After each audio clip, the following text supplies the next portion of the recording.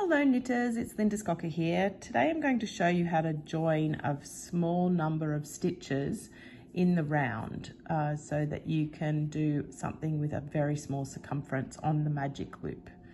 Okay, so let me show you how to do that now. I have got other videos on how to do magic loop and knitting in the round, but they're with bigger needles and a large number of stitches. This really is just a small, tiny number. 8 stitches is the beginning of my Christmas bauble pattern. The link is in the description below. Okay, so once you've got a cast on, I used a cable cast on. You can use any kind of cast on, it doesn't matter. What you have to do is then drag these stitches onto the cord of your circular needle. The circular needle you're looking for has to be at least 80 centimeters, if not 100 centimeters. It sounds counterintuitive, but if the longer the cord, the easier magic loop is. So the next step is to divide the stitches in half. So I have 8 altogether, so I'm going to have 4 on either side.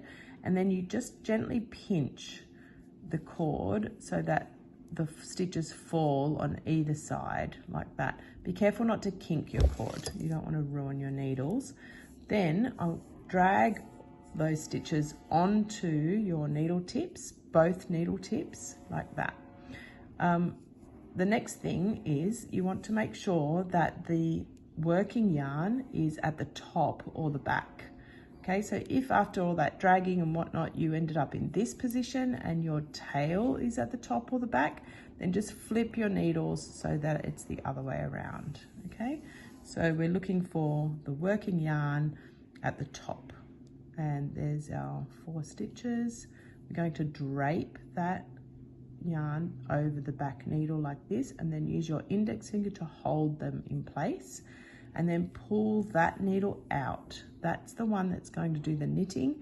I'm going to knit off this other needle. So as I flipped like this, I'm just grabbing hold of the needle with my index finger and thumb.